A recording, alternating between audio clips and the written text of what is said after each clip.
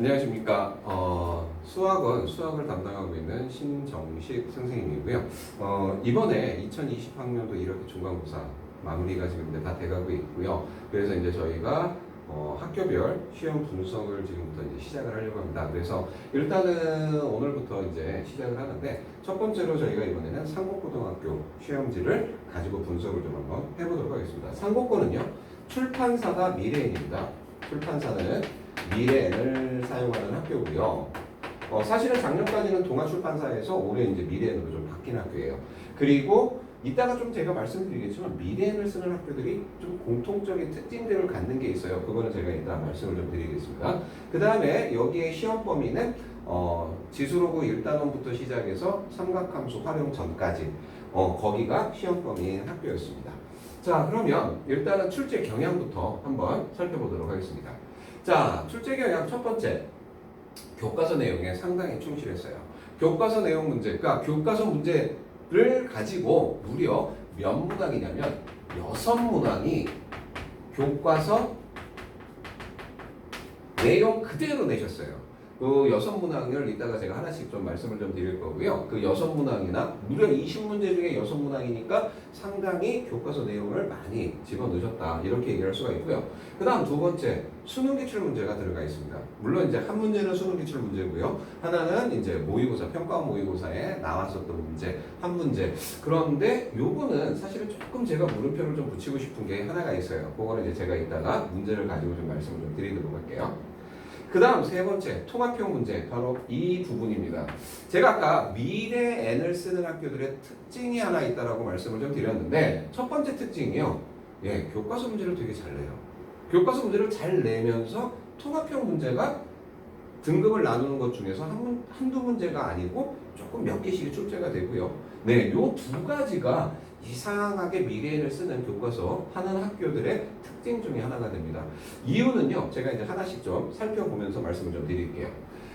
기본 문제, 이번 시험 문제 5번 문제, 6번 문제, 삼각함수 연산 문제와 지수로그 연산 문제 두 문제는요, 교과서 예제 문제에서 그대로 출제가 됐고요. 그 다음 대단원 문제에서가 좀 상당히 많이 나왔습니다. 대단원 문제에서 7번, 이번 시험에 7번 문제, 8번 문제, 14번, 19번 문제, 네, 요 6개는요, 글자 하나 바꾸지 않고 그대로 출제를 하셨어요. 그대로 출제하셨는데, 하나는 변형 주신 게 하나가 있어요. 8번 문제는 아마 여러분들 그 대단원 찾아보시면은 그래프를 그려라 라고 문제가 돼 있는데, 그거를 최대 최소로 바꿔서 문제만 바꾸시고 식은 그대로 쓴 문제가 됩니다. 그래서 무려 6문항이나 출제가 됐고요. 그러다 보니까 교과서 내용을 확실하게 숙지한 학생들은 문제를 풀면서 되게 쉽게 접근을 했겠다. 저희는 이렇게 얘기를 좀 해보도록 하겠습니다. 그 다음 두 번째가 수능 기출 유형입니다.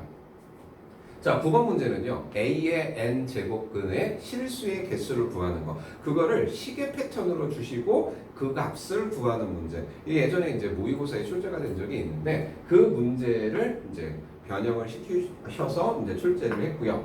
서술형 2번 문제, 이 2번 문제는요, 이따가 제가 이제 문제를 좀 보여드릴 텐데 99학년도 수능 문제에서 딱 글자만 바꾸고 맨 마지막 문제만 바꾼 문제가 돼요. 근데 문제도 심하게 바꾸시지는 않으셨어요.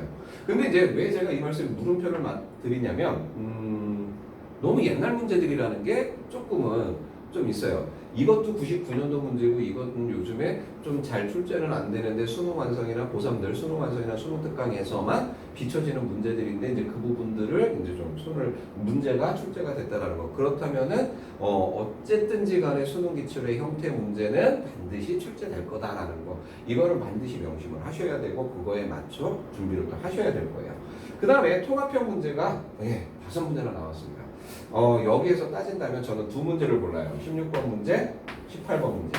자, 요 두 문제가 16번 문제, 18번 문제 두 문제를 제가 이제 극강까지라고 표현하기 좀 그렇지만 요 문제는 사실은 최고 난이도 문제로 제가 이따가 좀 보여드릴 거고 16번 문제는요, 통합형 문제인데 역함수, 합성함수에 대한 정의를 맞춰야지만 알 수 있어야지만 하는 문제가 16번 문제. 그 다음에 18번 문제는 학생들이 좀 접근을 시작을 하지 못한 학생들이 조금 더 많을 거예요.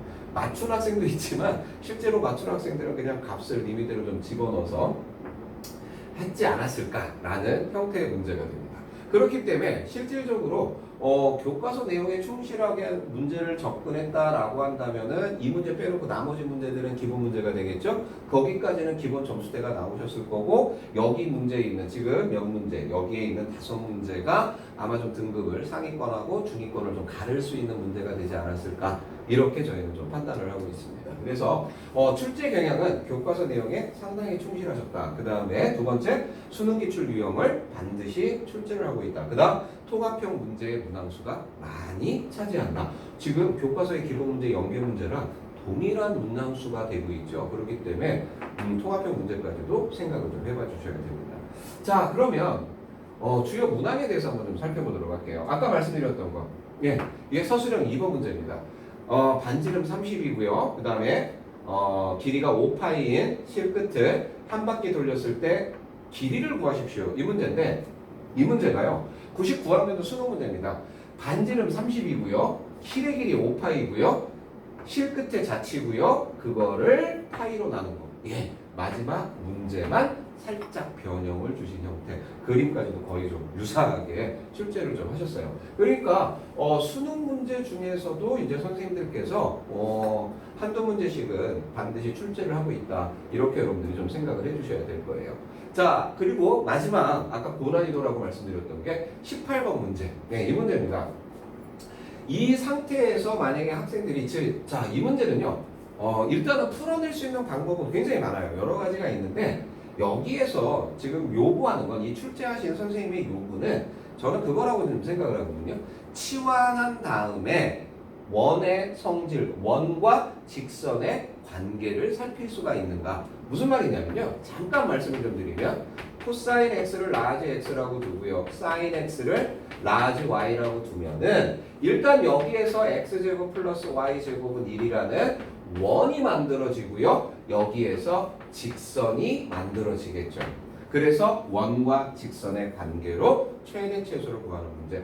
이 상태를 접근을 못했다라고 하면은 상당히 어려웠을 문제고요. 이거를 진짜 완벽하게 해석을 해서 문제를 풀었을 학생이 좀 그렇게 많지는 않지 않았을까라고 생각을 해봅니다. 근데 이 문제가요. 아예 생판 처음 나오는 문제는 아닙니다. 이 문제가요. 1등급 만들기 문제, 1등급 수학이가 하고요. 그 다음에 블랙라벨을 가시면은 문제 유사한 문제가 있어요. 뭐 똑같은 거는 아니고요. 여기에서 이제 조금 유사하게 나와 있는 문제들. 그러니까 유사하다라는 게 이 문제 풀이법과 동일하게 해석을 해야 되는 문제로 그 두 권에는 문제가 나와 있습니다. 그래서 아마 그거를 조금 보셨던 학생들은 이거 그건데? 라고 아마 또 생각이 들었을 거예요. 자, 그래서 여기 이제 이 고난이도 문제까지 저희가 이제 좀 살펴봤고 전체적으로 어땠는지 한번 마무리를 좀 지었도록 할게요. 첫 번째는요. 난이도부터 좀 살펴볼게요. 전체적인 난이도는 평이했어요. 아까 전에 뭐 통합형 문제도 나오고 수능 기출도 나오고 그러면 좀 많이 어려운 거 아닙니까? 아니에요. 문제 자체는 통합형 문제가 들어가고 했지만 난이도 자체는 편하고 또 하나가 바로 이겁니다. 교과서 변형 문제하고 통합형 문제가 나왔지만 뭐에 충실했다? 예, 기본 정의 개념에 충실했다. 여기에 굉장히 얘기를 좀 두고 싶어요. 통합형 문제가 아까 5문제가 나왔었죠. 5문제가 나왔고 16번 문제는 역함수에 관한 문제까지 나왔어요. 역함수를 합성시킨 건데 어떤 거다? 그게 그럼 상당히 난이도가 어려워서 우리가 삼각함수의 역함수를 구하냐? 아니요. 역함수의 정의, 합성함수의 정의, 삼각함수의 정의만 알면은 충분히 해석할 수 있는 문제였다. 그렇기 때문에 기본 개념 정의가 얼마만큼 확실한지를 보는 거기 때문에 평이한 수준이었다라고 얘기를 해요. 근데 그리고 두 번째가요. 신유형 문제. 자, 뭐냐면 16번 문제. 아까 제가 이제 강조했던 거. 역함수 합성 문제가 나왔어요. 역함수 합성 문제가 몇몇 학교에서 전년도에는 출제된 적이 있어요. 이렇게 아예 없진 않은데 삼국고 같은 경우가 통합형 문제로 이런 문제를 내보기는 제가 봤을 때는 처음이지 않을까. 작년 시험지에서거나 전년도 시험지에서도 이런 형태의 문제는 없었거든요. 그래서 이런 문제 같은 경우가 상당히 선생님들이 조금 많이 준비를 하신 문제가 되지 않을까. 그래서 이런 것들도 나올 수 있기 때문에 중요한 거는요. 얘네들의 접근하는 거 똑같죠? 이 접근하는 거는 반드시 뭐다? 정의에 충실하자. 수학도 정의로 시작을 해서 정의로 끝날 수 있게 그렇게 여러분들이 준비를 해 주셔야 될 거예요. 그 다음 17번 그래프 해석 문제. 예. 그래프 해석 문제가 왜 신유형이냐? 보통 저희가 수원 앞에서요, 지수로 오가함수하고 삼각함수가 나오면 의례적으로 그래프 문제가 나와요. 그런데 이번 삼국고 시험지에서는 그래프 문제가 한 문제도 안 나왔어요. 아, 나왔는데요? 예, 어떤 거냐면 그래프를 보여준 상태에서 그 그래프를 읽는 문제가 아니라 문제를 그래프로 해석할 수 있느냐? 그 문제가 됐어요. 물론 이제 이 17번은요. 삼각함수를 치환해서 2차 함수로 만들고 그 2차 함수하고 직선이 만나는 교점의 개수 관계였어요. 그렇기 때문에 웬만하면 그래프를 준다거나 삼각함수의 그래프가 나오거나 할 텐데 그게 아니고 어떤 녀석이다. 삼각방정식 문제를 자, 뭘로 해석하게끔 그래프 안에서 읽을 수 있게끔 하는 문제로 출제가 됐었다. 자, 그래서 보통 시험지에 그래프 문제나 그림 문제가 나오는데 이번 삼국고에서는 그런 문제가 하나도 보이지 않고 거꾸로 니네들이 그래프로 해석해봐 라는 문제로 출제하셨다는 것 같습니다. 그리고 네, 그러면 우리가 기말고사를 우리가 그러면 이제 어떻게 대비해야 될까? 예, 똑같아요. 첫 번째, 교과서 내용에 충실하십시오. 교과서 내용에 충실하게. 그래서 교과서 맨 마지막에 나와 있는 중단원이나 대단원 이 문제를 여러분들이 완벽하게 소화해서 완벽하게 설명할 수 있을 정도까지 준비를 하셔야 될 겁니다. 아까 말씀드린 것처럼 이번에 중간고사 때 대단원에서 4문제 그대로 출제가 됐다라고 말씀을 드렸죠. 그만큼 여기에 충실해 주셔야 된다. 그런데 교과서 문제에 충실할 때 가장 기본이 뭐다? 정의에 입각한. 이거 절대로 잊어버리시면 안 돼요. 기본 개념을 확실하게 다져두신 상태에서 문제점 접근을 좀 해주셨으면 좋을 것 같아요. 그 다음 두 번째, 수능 기출 풀이를 반드시 해야 된다. 자, 저희가 보통 얘기하는 학생들이 그런 얘기 많이 하죠. 선생님, 수능 문제하고 학교 내신 문제하고 차이가 뭘까요?